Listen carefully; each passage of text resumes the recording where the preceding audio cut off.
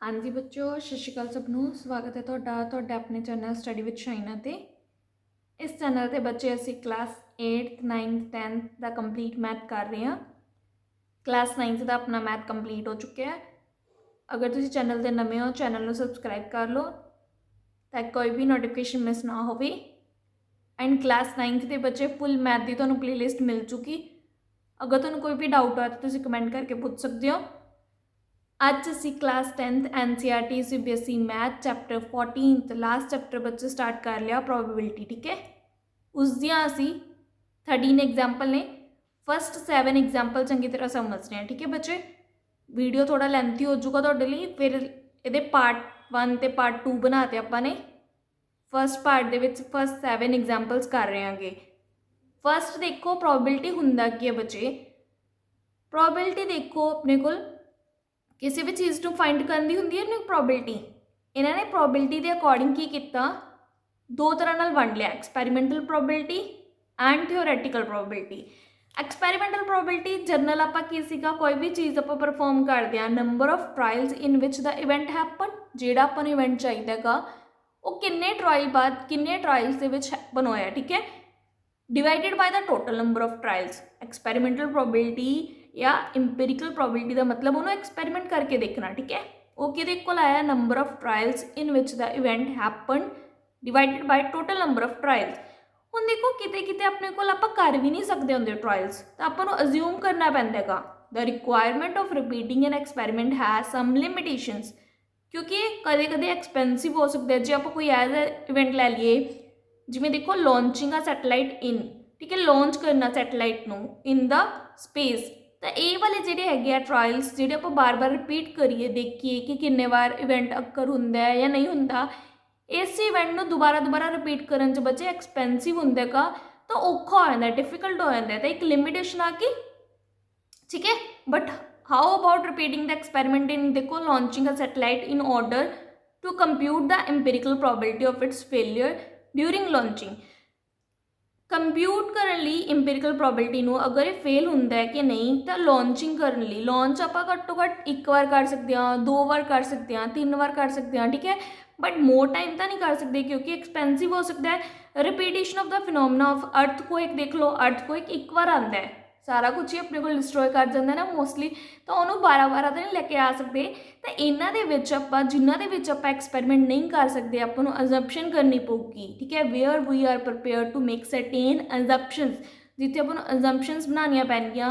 Repetition of an experimental can be avoided as the assumptions help in directly calculating the exact probability. तो उस assumption वाली probability आप कह रहे हैं थियोरैटिकल प्रोबेबिलिटी कि थ्योरी के अकॉर्डिंग आप देख रहे हैं। ठीक है, या classical probability assumption of equally likely outcomes देख लेने आप। ठीक है, तो एक ही आ गया इसकी फॉर्मूले की डेफिनेशन की आ गई। फिर थियोरैटिकल वाले दी number of outcomes favourable to event E.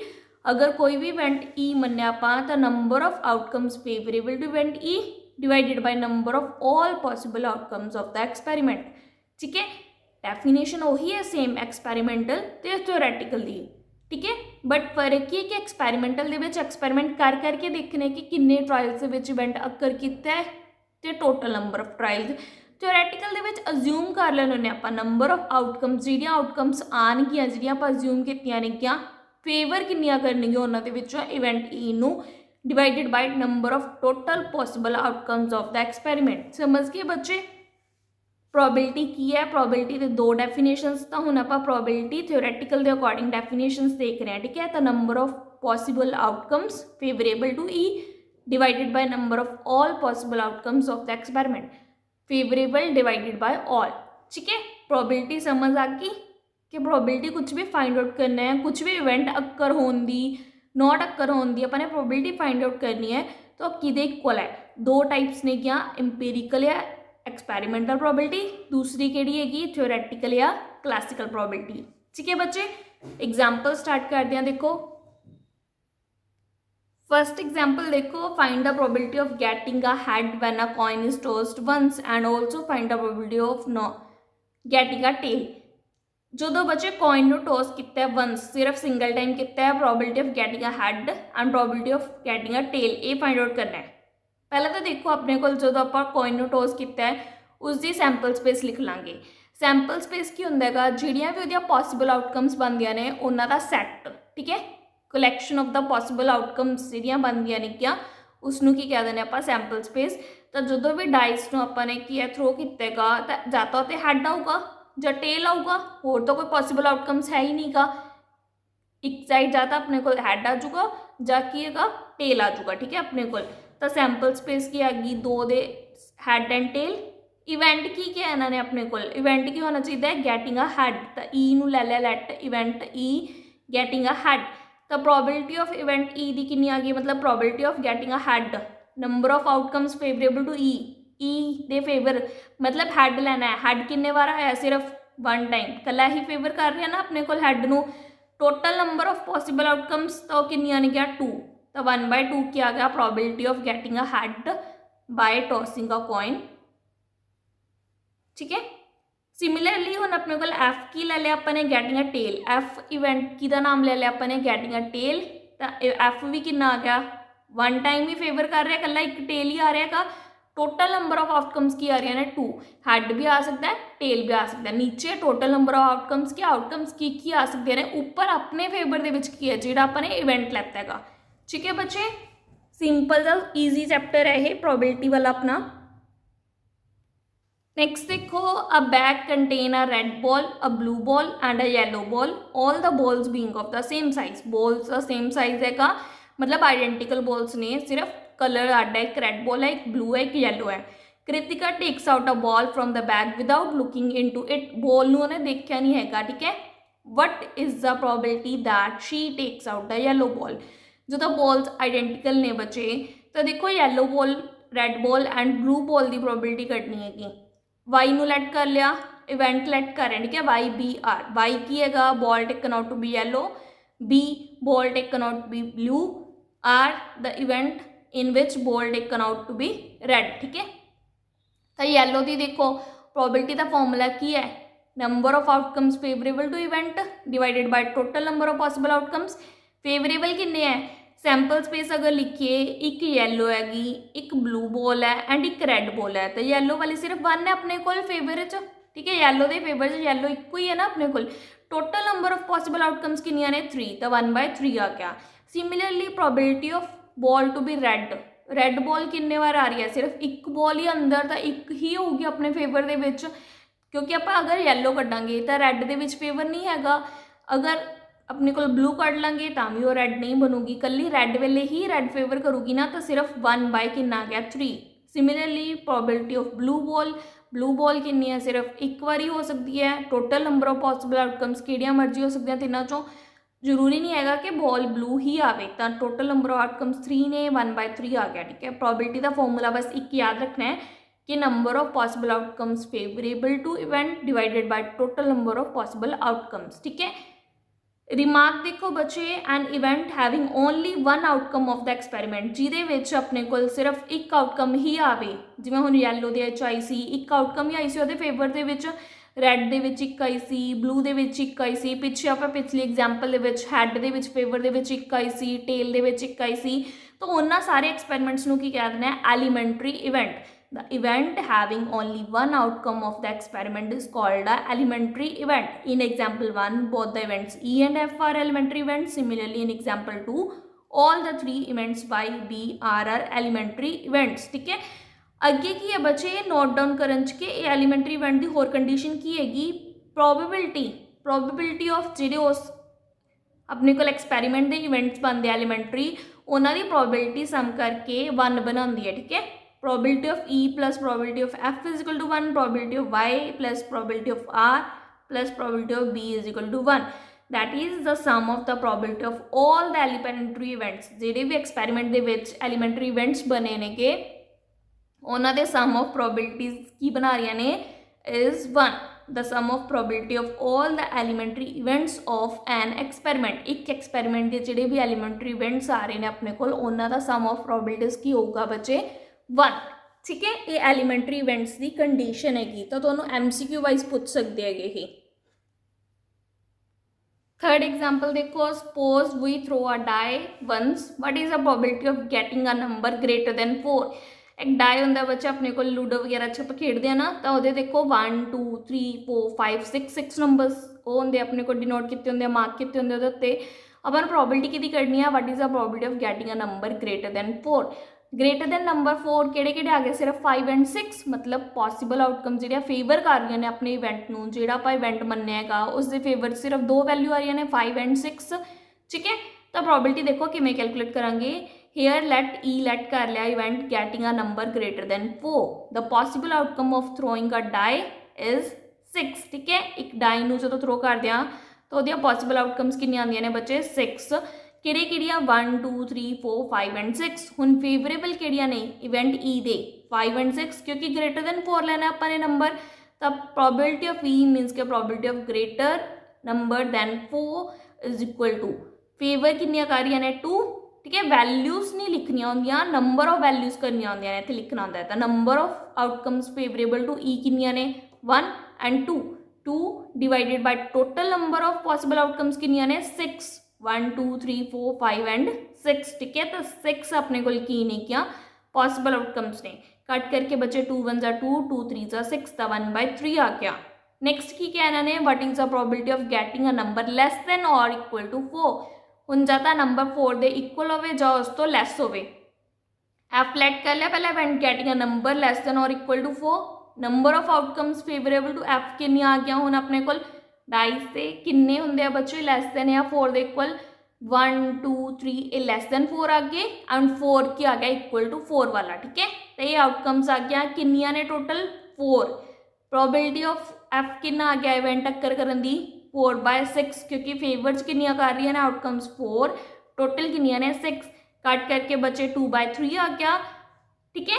Remark देखो, probability of E plus probability of F जो आप ऊपर देखेगा 1/3 प्लस 2/3 वो कितना बना रहा 1 बना रहेगा। एंड अबव दे विच एग्जाम्पल दे विच या जी पिछे एग्जाम्पल करके आए head and tail, first example दे विच इन्हां दोहां दे विच देखो ਜਿਹੜਾ एफ हैगा वो की है सेम एज नॉट ई, किवें देखो बच्चे इस एग्जाम्पल के अकॉर्डिंग पहला की क्या what is the probability of getting a number greater than 4, इनू आप ई मन्निया सी ना, एफ की कह रहा नंबर इक्वल टू 4 और लैस दैन 4। अगर नंबर इक्वल टू 4 या लैस दैन 4 आ रहा है तो नंबर कभी भी ग्रेटर दैन 4 तो नहीं होगा अपने को, जो आप कहता कि नंबर कोई ਜਾਂ ਤਾਂ ਉਹਦੇ ਬਰਾਬਰ ਹੈ ਜਾਂ ਤੋਂ ਕੀ ਹੈਗਾ ਛੋਟਾ ਹੈਗਾ, ਆ ਚੀਜ਼ ਕੰਡੀਸ਼ਨ ਦੱਸਦੀ, ਤਾਂ ਇਸ ਤੋਂ ਵੱਡਾ ਤਾਂ ਨਹੀਂ ਹੋ ਸਕਦਾ 4 ਤੋਂ। ਇਹਨਾਂ ਦੇ ਵਿੱਚ ਕਿਹੜੇ ਨੰਬਰ ਆ ਸਕਦੇ ਆ 1 2 3 ਜਾਂ 4, ਠੀਕ ਹੈ। बट अगर कह दिए नंबर ग्रेटर दैन 4 लेना हैगा तो इस दे विच 5 ते 6 आ सारे नंबर आपस इक्वल तो नहीं है किते कोई भी, ठीक है। तो एफ इवेंट किहड़ा हैगा अपने कोल नॉट ई, एफ कदों आ रहा है जदों अपने कोल नॉट ई है, मतलब एफ की डेफिनेशन आप किवें कह सकते हैं कि नॉट ई हैगा, ठीक है। तो प्रोबेबिलिटी ऑफ ई एफ की जगह आप की लिख देंगे not E is equal to 1, ठीक है। जे आप इत्थे ग्रेटर दैन 4 की बोलने की थां ते आप लिख देंगे the probability of finding a number which is not equal to 4 and not less than 4। तो अपने को इक्को ही ऑप्शन बचता, इक्वल नहीं लेना आपने, लैस दैन नहीं लेना, तो किहड़ा ऑप्शन रह गया सिर्फ ग्रेटर दैन नंबर लेना पऊगा ना। तो एट दी एंड आप उत्थे ही आ गए ग्रेटर दैन वाले ते, तो एफ किनू शो कर रहेगा नॉट ई नू, ठीक है, नॉट ई नू, ये याद रखने बच्चे। तो P E plus P not E is equal to 1 आ गया, नॉट नू रिप्रेजेंट करने आप ई दे उत्ते बार लगा देने आगे, ठीक है, ई बार। तो P E plus P E bar is equal to 1 आ गया, पी ई बार मतलब कि नॉट ई अक्कर होने की प्रोबेबिलिटी कितनी आ गई 1 माइनस पी ई बार की आ गया कॉम्पलीमेंट ऑफ इवेंट ई नू की कर रहा हो कॉम्पलीमेंट कर रहा है, ठीक है। जे ई जी वैल्यू होगी वो ई बार दे विच नहीं होगी, जी ई बार दे विच वैल्यू फेवर करनगियां मतलब जी आउटकम्स होणगियां वो ई च नहीं होणगियां, एक दूजे नू कंप्लीट करनगे बट कॉमन कुछ भी नहीं होगा इन्हां दे विच, कॉम्पलीमेंट है, ठीक है बच्चे। तो इवेंट ई एंड ई बार नू आपां की कह सकते हैं कि कॉम्पलीमेंटरी इवेंट्स। समझ के बच्चे इसका कंसैप्ट की हैगा। सिमिलरली अपने फस्ट एग्जाम्पल के विच कीता सीगा कि हैड आऊगा तो टेल नहीं आऊगा, टेल आऊगा तो हैड नहीं आऊगा। तो जिहड़ा ई लैता सी getting a head and F getting a tail लैता सी वो एक दूजे के की सी बच्चे कॉम्पलीमेंट सी, मीनस कि उन्होंने भी आप इस तरीके नाल सॉल्व कर सकते हैं, ठीक है बच्चे। तो फस्ट एग्जाम्पल के थर्ड एग्जाम्पल की मतलब आप समझ सकते हैं कि कॉम्पलीमेंटरी इवेंट्स किहड़े हुंदे है तो उन्होंने प्रोबेबिलिटी किवें एक दूजे नाल रिलेशन च हुंदी है। देखो फिर we can also say that E and E bar are complementary events. हुण देखो बच्चे probability of an event which is impossible to occur, जो प्रोबेबिलिटी ऑफ इवेंट मतलब जो इवेंट ने होना ही नहीं तो वो प्रोबेबिलिटी की होगी जीरो। जे कोई चीज़ इस ते एग्जिस्ट ही नहीं करती जिन्होंने आप फाइंड आउट करना है तो उसनों प्रोबेबिलिटी की करांगे आप लभांगे किवें, तो अपने को probability of event which is impossible to occur is zero. Such an event is called an impossible event, मतलब ये इवेंट हो ही नहीं सकता, ठीक है। जिसकी प्रोबेबिलिटी जीरो है तो इवेंट अक्कर ही नहीं होगा। एग्जाम्पल देखो, what is the probability of getting a number 8 on a single throw of die. Die के उत्ते नंबर 8 हुंदा मार्क नहीं हुंदा ना, तो नंबर ग्रेट जिहड़ा अपने को नंबर गैटिंग अ 8 आ किवें जाऊगा, तो ये क्या है इम्पॉसिबल इवेंट है, तो इसकी प्रोबेबिलिटी की है जीरो। नेक्स्ट देखो बच्चे, the probability of an event which is sure certain to occur is one, जिहड़ा हमेशा होगा ही होगा, ठीक है, तो उसकी प्रोबेबिलिटी कितनी होगी one. Such an event is called a sure event और अ सर्टेन इवेंट। एग्जाम्पल देखो, what is the probability of getting a number less than 7, तो डाई के उत्ते अपने को सारे नंबर ही लैस दैन 7 होंगे, 1 2 3 4 5 6, तो सारे ही इस इवेंट के फेवर च ने के 6 के 6 आउटकम्स, टोटल आउटकम्स भी 6 ने, तो 6/6 कितना आ गया 1, ठीक है। फेवर दे विच भी 6 ने क्या, टोटल नंबर ऑफ आउटकम्स भी 6 ने, तो इवेंट की प्रोबेबिलिटी कितनी आ गई 1, ठीक है। तो एक केड़ा बन गया अपने को श्योर इवेंट और आ सर्टेन इवेंट। दोहां पॉइंट्स तो बच्चे अपन पता लग गया कि प्रोबेबिलिटी की जी वैल्यू है वो जीरो या जीरो तो ग्रेटर होगी, 1 या 1 तो लैसर होगी। मतलब कि प्रोबेबिलिटी एक पॉजिटिव वैल्यू है, ग्रेटर दैन जीरो या इक्वल टू जीरो होगी एंड लैस दैन या इक्वल टू 1 होगी, इन्हों के ही लाई कर रही हैगी। तो इससे तो MCQ पूछ सकते हो प्रोबेबिलिटी की वैल्यू दे के, कोई नैगेटिव ऑप्शन दे देंगे या कोई ग्रेटर दैन 1 दे देंगे, ठीक है। तो इस अकॉर्डिंग तुम देख सकते हो रेंज के जिवें मैं तुम्हें कहता प्रोबेबिलिटी केड़ी नहीं हैगी, एक -2 देता, ठीक है, एक 3 देता अपने को both A and B, none of these, एक ऑप्शन दे लो जी नहीं हैगी वो देख लो, ठीक है, एक 1 ले लो ऑप्शन। तो इस केड़ी नहीं हैगी अपने को प्रोबेबिलिटी ये दसने का विच is not the value of a probability, ठीक है। तो -2 नहीं हो सकती बच्चे, 1 हो सकती हैगी। बोथ वेले तुम दोहां ही कह रहे हो कि दो ही नहीं हो सकते, तो बोथ ऑप्शन आ नहीं सकता। नन ऑफ दीज वेले कह सकते हो कि बिल्कुल कोई नहीं, सारिया हो सकती ने, तो -2 वाला ऑप्शन ही होगा जो आप श्योर हाँ कि प्रोबेबिलिटी की वैल्यू नहीं होगी, क्योंकि probability is always equal to और greater than zero and less than और इक्वल टू 1, मतलब कि जीरो या 1 तो हो सकती है या इन्होंने लाई करनी चाहिए वो वैल्यू, ठीक है, प्रोबेबिलिटी की। समझ के बच्चे प्रोबेबिलिटी की वैल्यूज जी ने क्या। नैक्सट देखो बच्चे, डेक ऑफ प्लेइंग कार्ड्स, घरे ताश खेडी है ना अपने मोस्टली, तो वही चीज़ है ये, डेक ओनू ही कह रहे हैं, प्लेइंग कार्ड्स जो ताश वाले होंगे बच्चे, तो उस देखो 52 कार्ड्स होंगे है, पूरे 52 पत्ते होंगे है, 26 ब्लैक होंगे है, 26 रैड होंगे है, अगे इन्हों के फिर अपने को की वंडे होंगे है 13 के सूट्स, ठीक है, तो 4 सूट्स बन जाते हैं 13 के, 2 सूट्स ब्लैक कलर के बन जाते हैं एंड 2 सूट कि बन जाते बच्चे रैड कलर के, तो 26 ब्लैक के 13 कि आ जाते हैं स्पेड। आ डायग्राम थोड़ी जी बना रखी है हिंट देने लिए बच्चे, 13 की एक क्लब्स से, ठीक है, 26 रैड के 13 हर्ट रैड आ जाते हैं एंड 13 डायमंड के रैड कलर के आ जाते हैं। टोटल देखो 13 + 13 + 13 + 13 52 कार्ड्स पूरे हो चुके हैं, ठीक है। बट वंडिया किमें होएगा, टोटल 52 कार्ड्स को पहला 2 कलर्स के वंडेगा, रैड एंड ब्लैक इक्वल वंडे हुए है, तो 26 आ गए बच्चे एंड अगे इन्हों फिर कैटेगरीज बनाती, सूट्स बनाते इन्हों के स्पेड, क्लब, हर्ट, डायमंड, ठीक है। तो 4 सूट आ गए spade, club, heart and diamond, ठीक है बच्चे। 13 किहड़े होंगे है, फर्स्ट एस ए कह दें अपने को, ठीक है, फिर 2 3 4 5 6 7 8 9 10 ये नंबरिंग वाले आ गए सीधा ही एंड जे जो 10 तो बाद है, मतलब जिते जे अपने को जैक, ठीक है, फिर जिन्हों आप 12 नंबर मानते होने उन्होंने की कह रहा है क्वीन, सब तो बिग जोड़ा है वो कि आ जाता है किंग, ठीक है। तो ये सारे के सारे जो 13 है कि 13 ही ये स्पेड के होंगे, 13 ही क्लब के होंगे, 13 ही हर्ट के होंगे, 13 ही डायमंड शेप के होंगे, ठीक है बच्चे। डेक ऑफ जी है कार्ड्स की यह अपने को की हैगी एक चार्ट है, समझ के बच्चे की होंगे इस क्योंकि इस नाल रिलेटेड हुण आपां नूं क्वेश्चन पुछणगे, उस दियां प्रोबेबिलिटीज़ पुछणगे। जिहड़े बच्चे जैक, क्वीन एंड किंग है, इन्हां दे उत्ते ना शेप्स बनी होंदियां नेगियां, किंग या क्वीन या जैक की जिहड़ी हैगी अपने कोल फिगर्स, ठीक है, पर्सन की जिहड़ी फेस दिखाए होंदे हैगे, तो इन्हां नूं की कहने आ फेस कार्ड। फेस दिखाए होंदे, शो होंदे हैगे, तो इन्हां नूं किहड़े कार्ड कहने आ फेस कार्ड। तो हर एक सूट दे विच देखो 3 आ रहे हैं, जैक, क्वीन एंड किंग। इस सूट च 3 आए, फिर 3 आए, फिर 3 आए, फिर 3 आए। टोटल किन्ने हो गए बच्चे 12 फेस कार्ड। तो डेक ऑफ प्लेइंग कार्ड दे विच किन्ने फेस कार्ड होंदे हैं बच्चे 12, ठीक है। 12 out of 52 cards are face card in our deck of playing cards, ठीक है बच्चे। King, queen and jack are card face card. 1 suit के अंदर 3 फेस कार्ड है, 4 सूट्स किन्ने होंगे 4 × 3 12 फेस कार्ड्स, ठीक है बच्चे। हुण नैक्सट एग्जाम्पल देखो, 1 card is drawn from a well shuffled deck of 52 cards. Calculate the probability that the card will be an ace. ace देखो कितना है, स्पेड का भी हो सकता है, क्लब का भी हो सकता है, हर्ट का भी हो सकता है एंड डायमंड का भी। तो टोटल 4 आ गया अपने को जिहदे नूं फेवर कर रहे हैं इस इवेंट नूं। ई की लैट कर लिया, the card is an A. Probability of event E favourable किन्ने आ सिर्फ 4। टोटल किन्ने है अपने को 52 कार्ड्स ने, तो 4/52 कितना आ गया 1/13। नैक्सट की पूछा नॉट बी एन एस, नहीं होंदी, तो प्रोबेबिलिटी ऑफ ई बार ही आ गया क्योंकि ई नू अपोज कर रहे हैं, नॉट ई मतलब कि E bar. The card drawn is not an ace. E bar तो आप उन्हीं रिमार्क के पढ़ के आए कि उनका रिलेशन ई नाल 1 माइनस प्रोबेबिलिटी ऑफ ई।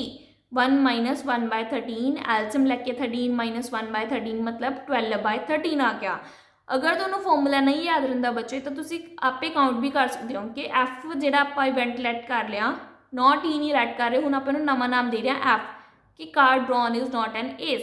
तो जिहड़ा एस नहीं होवे, टोटल 52 कार्ड्स ने, उस दे विचों 4 एस वाले सीगे, तो उन्हां नूं माइनस कर देंगे तो 48 नॉट एस रह गए ना अपने कोल।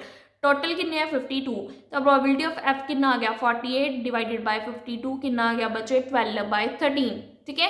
तो कितना आ गया प्रोबेबिलिटी 12/13 इवेंट केड़ा है अपने को नॉट बी एन एस, ठीक है। नेक्स्ट देखो, 2 players Sangeeta and Reshma play a tennis match. It is known that probability of Sangeeta winning the match is 0.62। देखो बच्चे तुहानूं प्रोबेबिलिटी देती 2 प्लेयर खेल रहे हैं। फर्स्ट द कंडीशन की है कि 2 प्लेयर खेल रहे हैं Sangeeta and Reshma tennis match. Probability की दी है संगीता के विनिंग की, ठीक है। संगीता विनिंग द मैच 0.62 है। इसका मतलब कि अगर संगीता विन कर रही हैगी तो ओबवियसली रेशमा की कर रही है उस गेम दे विच हार रही है ना अपने को। एक जना विन करूगा तो दूसरा जना लॉस्ट होगा, ठीक है अपने को। तो what is the probability of Reshma winning the match. इन्होंने पूछा कि है अपने को what is the probability of Reshma winning the match. अगर रेशमा विन कर रही है हूँ अपने को, अगर आप प्रोबेबिलिटी की फाइंड करनी है रेशमा विन होने की, तो मतलब कि अपने प्रोबेबिलिटी की करनी है संगीता के लॉस करन दी मैच की, ठीक है। तो S and R denote the events that Sangeeta wins the match and Reshma wins the match respectively. Probability of Sangeeta winning the match कितनी देती है इन्होंने, प्रोबेबिलिटी ऑफ एस दी 0.62। एक क्वेश्चन दे विच ही गिवन है, पूछा कि है probability of Reshma winning the match. अगर रेशमा जितूगी अपने को, ठीक है, जो विन करूगी तो संगीता लॉस करूगी। अगर संगीता विन कर रही है तो रेशमा लॉस कर रही है। मतलब ये आर ते एस एक दूजे को की कर रहे हैं बच्चे, कॉम्पलीमेंट कर रहे हैं। तो ये किहड़े इवेंट्स ने, कॉम्पलीमेंट्री इवेंट्स।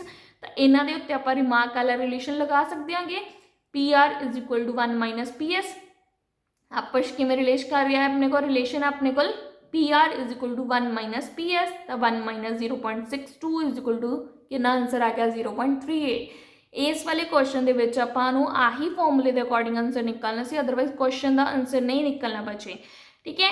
या तुसीं की है 0.62 नूं अपने को 62/100 बना लोगे।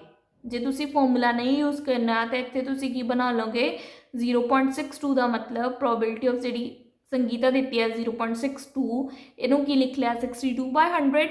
इस तो की पता लग गया एक फ्रैक्शन बन गई। प्रोबेबिलिटी के विच फ्रैक्शन का मतलब की होंदा सीगा फेवरेबल टू इवेंट जिहड़े होंदे सी divided by total number of जिहड़े आउटकम्स आते सी। मतलब संगीता के विनिंग दे विच फेवरेबल किन्ने 62, टोटल किन्ने 100, बाकी किन्ने रह गए अपने को 38 रह गए ਜਿਹੜੇ ਰੇਸ਼ਮਾ ਦੇ ਵਿਨਿੰਗ ਦੇ ਵਿੱਚ ਫੇਵਰ ਕਰ ਰਹੇ ਹੈਗੇ ਤਾਂ ਪ੍ਰੋਬੇਬਿਲਿਟੀ ਆਫ ਰੇਸ਼ਮਾ ਕਿੰਨੀ ਆ ਚੁੱਕੀ 38/100 ਮਤਲਬ 0.38 ਤਾਂ ਉਸ ਤਰ੍ਹਾਂ ਵੀ ਕਰ ਸਕਦੇ ਹੋ ਠੀਕ ਹੈ। ਅਦਰਵਾਈਜ਼ ਇਹ ਕੁਐਸਚਨ ਸਿੱਧਾ ਇਸ ਫਾਰਮੂਲੇ ਦੇ ਅਕੋਰਡਿੰਗ ਹੋ ਚੁੱਕਾ ਕਿ probability of E plus probability of not E is equal to 1 ਜਦੋਂ ਕੰਪਲੀਮੈਂਟਰੀ ਇਵੈਂਟ ਹੁੰਦੇ ਆ ਉਹਨਾਂ ਦਾ ਸਮ ਕੀ ਹੁੰਦਾ ਹੈਗਾ ਪ੍ਰੋਬੇਬਿਲਿਟੀਜ਼ ਦਾ 1 ਠੀਕ ਹੈ।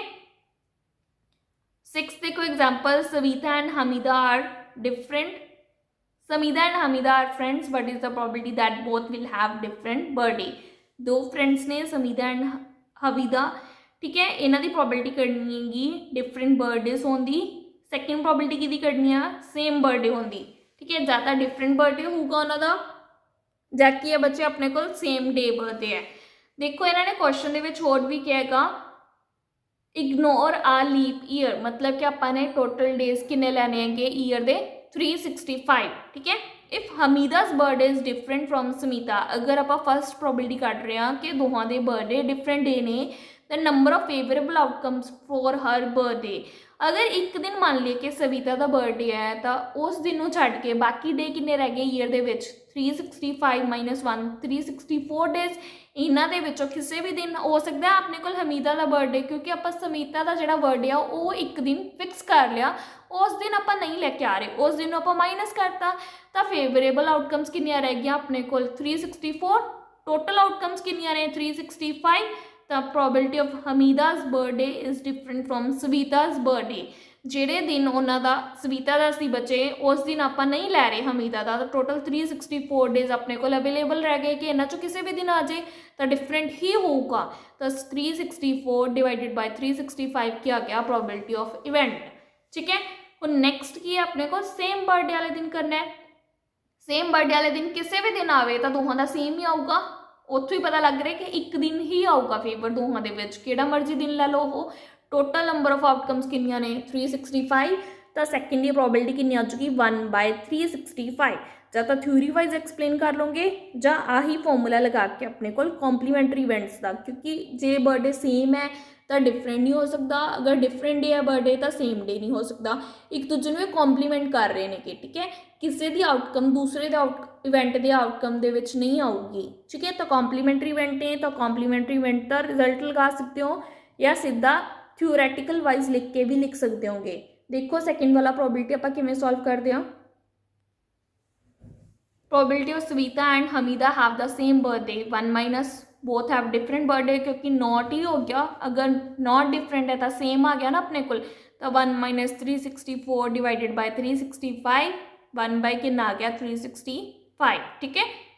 7th एग्जाम्पल देखो बच्चे there are 40 student in class 10th of a school of home 25 are girls and 15 are boys total 10th class के किन्ने 40 25 गर्ल्स ने 15 बॉयज़ ने the class teacher has to select one student as a class representative CR बनाना class का एक student नू she writes the name of each student on a separate cards the cards being identical card same ने जिवें balls लैते से अपने same size दियाँ हर एक कार्ड पे हर एक जिहड़े अपने को हर एक स्टूडेंट का नाम लिख लिया उन्होंने then she puts the card in a bag and stirs them thoroughly उन्होंने चंगी तरह हिला के ठीक है रखता she then draws one card from the bag what is the probability that the name written on the card is the name of a girl एक card drawn out किया बचे ठीक है उस बैग के विचों तो प्रोबेबिलिटी करनी है कि नेम उस कार्ड के उत्ते गर्ल का होवे फिर सैकेंड की करना है कि बॉय का नेम होवे तो देखो अपने को गर्ल्स टोटल किनिया ने 25